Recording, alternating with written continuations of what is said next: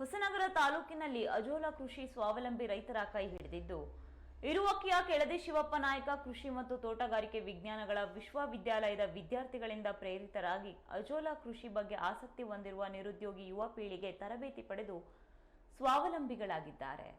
ಇರುವಕ್ಕೆ ವಿಶ್ವವಿದ್ಯಾಲಯದ ಅಂತಿಮ ವರ್ಷದ ಬಿಎಸ್ಸಿ ಕೃಷಿಯ ವಿದ್ಯಾರ್ಥಿಗಳು ಗ್ರಾಮೀಣ ಕೃಷಿ ಕಾರ್ಯಾನುಭವ ಶಿಬಿರದಡಿಯಲ್ಲಿ ಹೊಸನಗರ ತಾಲೂಕಿನ ಚಿಕ್ಕಜೇನಿ ಗ್ರಾಮದಲ್ಲಿ ಅಜೋಲಾ ಕೃಷಿಯ ಬಗ್ಗೆ ವಿಧಾನ ಪ್ರಾತ್ಯಕ್ಷಿಕೆಯನ್ನು ಹಾಗೂ ಗುಂಪು ಚರ್ಚೆಯನ್ನು ನಡೆಸಿದ ಪರಿಣಾಮ ಹಲವು ರೈತರು ಇದರ ಪ್ರಯೋಜನ ಪಡೆದುಕೊಂಡಿದ್ದಾರೆ.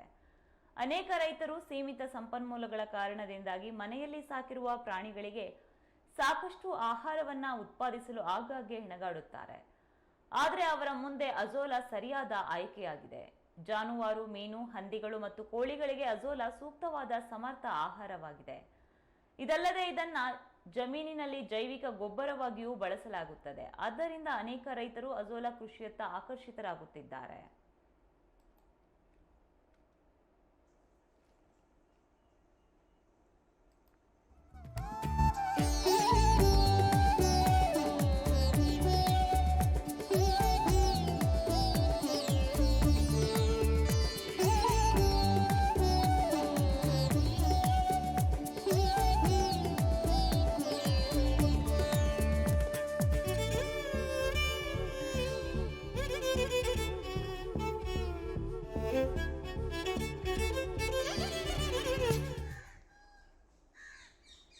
ಈ ಕೃಷಿ ಮಾಡಲು ಆರಂಭದಲ್ಲಿ ನೆಲವನ್ನ ಸ್ವಚ್ಛಗೊಳಿಸಿ ಸಮತಟ್ಟಾಗಿಸಬೇಕು. 2.25 ಮೀಟರ್ ಉದ್ದ ಹಾಗೂ 1.5 ಮೀಟರ್ ಅಗಲವಿರುವಂತಹ ಗುಂಡಿ ಅಗೆಯಬೇಕು. ಅಂದಹಾಗೆ ಅನುಕೂಲಕ್ಕೆ ಅನುಗುಣವಾಗಿ ಉದ್ದಗಲವನ್ನ ಬದಲಿಸಿಕೊಳ್ಳುವ ಸ್ವಾತಂತ್ರ್ಯವನ್ನ ತೆಗೆದುಕೊಳ್ಳಬಹುದಾಗಿದೆ. ಬಳಿಕ 1 ಅಂಗುಲದಷ್ಟು ಎತ್ತರಕ್ಕೆ ಮರಳು ಹಾಕಿ ಇದರ ಮೇಲೆ ತೊಟ್ಟಿಯ ಮೇಲ್ಭಾಗದ ಅಂಚಿನವರೆಗೆ ಬರುವಂತೆ 120 ರಿಂದ 150 ಜೆಸಿಎಂ ಸಿಲ್ವಾಲಿನ್ ಶೀಟು ಹರಡಬೇಕು. ಬಳಿಕ 30 ರಿಂದ 35 ಕಿಲೋದಷ್ಟು ಫಲವತ್ತಾದ ಮೆತ್ತನೆ ಮಣ್ಣನ್ನ ಸಮಾನವಾಗಿ ಅದರ ಮೇಲೆ ಹರಡಬೇಕು.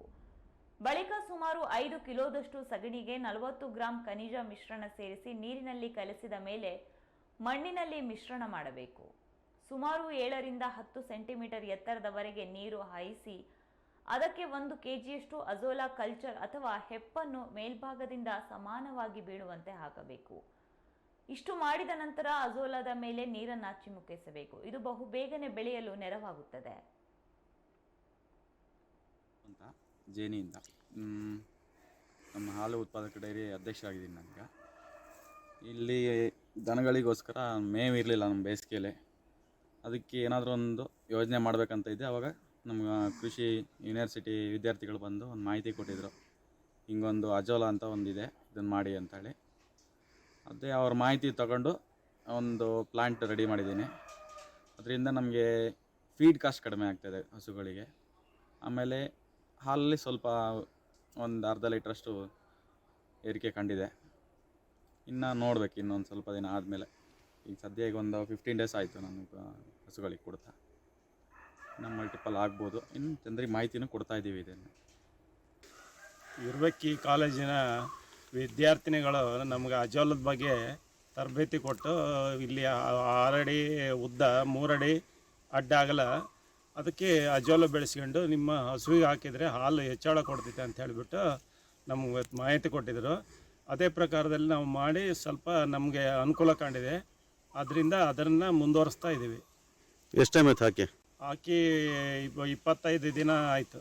ಈಗ ನಿಮಗೆ ಹಾಲೇನು ಹೆಚ್ಚು ಕೊಡ್ತಾ ಇದೆಯಾ? ಹಾಲು ಒಂದು ಲೀಟ್ರ್ ಕೊಡೋದು 1.5 ಲೀಟ್ರ್ ಕೊಡ್ತಾ ಇದೆ. ನಿಮಗೆ ಅದರಿಂದ ಅನುಕೂಲ ಆಗಿದೆ? ಅನುಕೂಲ ಆಗಿದ್ರಿಂದ ನಾವು ಅದನ್ನೇ ಮುಂದುವರಿಸ್ಕೊಂಡು ಆಗ್ತಾ ಇದ್ದೀವಿ. ಮೊದಲು 1 ತೊಟ್ಟಿ ಮಾಡಿದ್ವಿ, ಈಗ 2 ತೊಟ್ಟಿ ಮಾಡಿ ಹೆಚ್ಚಳ ಬೆಳೆಸ್ತಾ ಇದ್ದೀವಿ. ಅದರಿಂದ ನಮಗೆ ಭಾಳ ಅನುಕೂಲ ಆಗಿದೆ. ಇರುವಕ್ಕಿ ಕೃಷಿ ಕಾಲೇಜಿನ ಸ್ಟೂಡೆಂಟ್ಸ್ ಬಂದು ಅಜೋಲಾ ಇಲ್ಲಿ ಕ್ಯಾಂಪ್ ಮಾಡಿದರು. CG ಅಂತ ತಂಡ ಮಾಡಿದರು. ಅವರು ಅಜೋಲಾ ಬೆಳೆಯೋದ್ರ ಬಗ್ಗೆ ನನಗೆ ಮಾಹಿತಿ ಕೊಟ್ಟಿದ್ದರು. ಹೇಗೆ ಬೆಳಿಬೇಕು, ಅದನ್ನು ಹೇಗೆ ಗ್ರೋ ಮಾಡಬೇಕು, ಇದರಿಂದ ದನಕರಿಗಳಿಗೆ ಹೇಗೆ ಸಹಾಯ ಆಗುತ್ತೆ ಅಂತ ಹೇಳಿದರು. ಅದಕ್ಕೋಸ್ಕರ ನಾವು ಬೆಳಿಲಿಕ್ಕೆ ತಯಾರು ಮಾಡಿದ್ವಿ. ಫಸ್ಟು ಅರ್ಧ ಅಡಿ ಪಾಂಡ್ ರೆಡಿ ಮಾಡಿ ಅದಕ್ಕೆ ಟಾರ್ಪಲ್ ಹಾಕಿ ಫುಲ್ ನೀರು ನಿಲ್ಲಿಸಿ ಅದಕ್ಕೆ ಅಜೋಲವನ್ನು ಫಸ್ಟು ಮಣ್ಣನ್ನು ಮಿಕ್ಸ್ ಮಾಡಿ ಉತ್ತದ ಮಣ್ಣನ್ನು ತಂದು ನೀಟಾಗಿ ಕಲಸಿ ಅದಕ್ಕೆ ಹಾಕಿದ್ವಿ. ಆಮೇಲೆ ಎರಡನೇದಾಗಿ ಸಗಣಿ ನೀರನ್ನು ಹಾಕಿ ಅದಕ್ಕೆ ಸ್ವಲ್ಪ ಬೂದಿಯನ್ನು ಹಾಕಿ ಅದಕ್ಕೆ ಅಜೋಲವನ್ನು ಬಿಟ್ಟಿದ್ವಿ. ಅದು 7ರಿಂದ 8 ದಿವಸ ಆದಮೇಲೆ ಗ್ರೋ ಆಗಿದೆ. ಗ್ರೋ ಆದಮೇಲೆ ಅದನ್ನು ತೊಳೆದು ನೀಟಾಗಿ 2 ಬಾರಿ ದನಿಗೆ ಹಾಕ್ತಾಯಿದ್ದೀವಿ. ಇದರಿಂದ ಬೇಸಿಗೆಯಲ್ಲಿ ಮೇವಿನ ಕೊರತೆ ಇರೋದ್ರಿಂದ ದನಿಗೆ ಸ್ವಲ್ಪ ಹೆಲ್ಪ್ ಆಗುತ್ತೆ. ಮತ್ತು ಇದರಲ್ಲಿ ಒಳ್ಳೆ ಸಾರಜನಕ ಮತ್ತು ಪ್ರೋಟೀನ್ ಇರೋದ್ರಿಂದ ದನಿಗಳಿಗೆ ಹಸುವಿನ ಹಾಲು ಸಮೇತ ಹೆಚ್ಚಾಗುತ್ತೆ. ಕಡಿಮೆ ಖರ್ಚಿನಲ್ಲಿ ಅತ್ಯಧಿಕ ಲಾಭವನ್ನು ಪಡಿಬೋದು ರೈತರು. ದಿವಸ ನಾವು ಈಗ 1 kg ಕೊಡ್ತಾಯಿದ್ದೀವಿ ಪ್ರೆಸೆಂಟು. ದಿವಸ ಆದಂಗೂ ಡಬಲ್ ಆಗ್ತಾ ಹೋಗ್ತಾ ಇರುತ್ತೆ. ಮತ್ತು ಇದೇನಾದ್ರು ಡೈಲ್ಯೂಟ್ ಆಗಿದರೆ ನಿಮಗೆ ನೀರು ಕಡಿಮೆ ಆಗಿ ನೀರು ಹಾಕ್ತಾ ಇರಬೇಕು. ಮತ್ತು ನೀರಿನ ಸಗಣಿ ಡೈಲ್ಯೂಟ್ ಆಗಿದ್ದರೆ ಸಗಣಿ ನೀರನ್ನ ಮತ್ತೆ ಆ್ಯಡ್ ಮಾಡಿ ಮತ್ತೆ ಡಬಲ್ ಆಗುತ್ತೆ, ಇದು ಗ್ರೋ ಮಾಡ್ಬೋದು. ರೈತರು ಕಡಿಮೆ ಖರ್ಚಿನಲ್ಲಿ ಅಧಿಕ ಲಾಭವನ್ನು ಪಡಿಬೋದು. ಹಾಗೆ ಹಾಲಿನ ಇಳುವರಿ ಸಮೇತ ಹೆಚ್ಚಾಗುತ್ತೆ ನಿಮಗೆ. ಕೆಳದಿ ಶಿವಪ್ಪನಾಯಕ ಕೃಷಿ ಮತ್ತು ತೋಟಗಾರಿಕೆ ವಿಜ್ಞಾನಗಳ ವಿಶ್ವವಿದ್ಯಾಲಯ ಇರುವಕ್ಕಿ, ಕೃಷಿ ವಿಜ್ಞಾನಗಳ ಮಹಾವಿದ್ಯಾಲಯ ಇರುವಕ್ಕಿ. ಅಂತಿಮ ವರ್ಷದ BSc ಕೃಷಿ ವಿದ್ಯಾರ್ಥಿಗಳಾದ ನಾವು ಗ್ರಾಮೀಣ ಕೃಷಿ ಕಾರ್ಯಾನುಭವ ಶಿಬಿರದ ಅಡಿಯಲ್ಲಿ ಅಜೊಲ್ಲಾ ವಿಧಾನ ಪ್ರಾತ್ಯಕ್ಷಿತೆಯನ್ನು ಚಿಕ್ಕಜೇನಿ ಕೃಷಿ ಮಾಹಿತಿ ಕೇಂದ್ರದಲ್ಲಿ ತೋರಿಸಿದ್ದೆವು.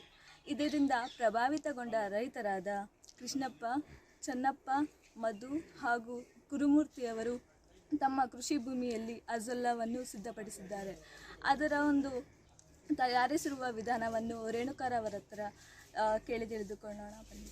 ಅಜೊಲ್ಲವನ್ನು ಅರ್ಧ ಅಡಿ ಗುಂಡಿಯನ್ನು ಹೊಡೆದು ನಂತರ ಅದಕ್ಕೆ ಸಾಕಾಗುವಷ್ಟು ನೀರನ್ನು ಬಿಟ್ಟು ನಂತರ ಅದಕ್ಕೆ ಸ್ವಲ್ಪ ಸಗಣಿ ನೀರನ್ನು ಹಾಕಿ ಜೊತೆಗೆ ಉತ್ತದ ಮಣ್ಣನ್ನು ಹಾಕಬೇಕು. ಅದರಲ್ಲಿ ತುಂಬ ನ್ಯೂಟ್ರಿಯೆಂಟ್ಸ್ ಇರುವುದರಿಂದ ಅಜೊಲ್ಲ ಬೆಳೆಯಲು ತುಂಬ ಪ್ರೇರೇಪಿತವಾಗುತ್ತೆ ಮತ್ತು ಹುಲಸಾಗಿ ಬೆಳೆಯುತ್ತದೆ. ಇನ್ನೂ ಸ್ವಲ್ಪ ಪೊಟ್ಯಾಷಿಯಂ ಕೊಡೋದರ ಮೂಲಕ ಅದನ್ನು ಬೆಳೆಸಬಹುದು. ಇದನ್ನು ಬೇಸಿಗೆ ಕಾಲದಲ್ಲಿ ಹಸಿರು ಹುಲ್ಲು ಸಿಗದೇ ಕಾರಣ ಅಜೊಲ್ಲವನ್ನು ಉಪಯೋಗಿಸಬಹುದು. ಇದನ್ನು ದನಕ್ಕೆ ಕೊಡೋದು ಅಷ್ಟೇ ಅಲ್ಲದೆ ಜೊತೆಗೆ ಕೋಳಿ ಮತ್ತು ಮೀನು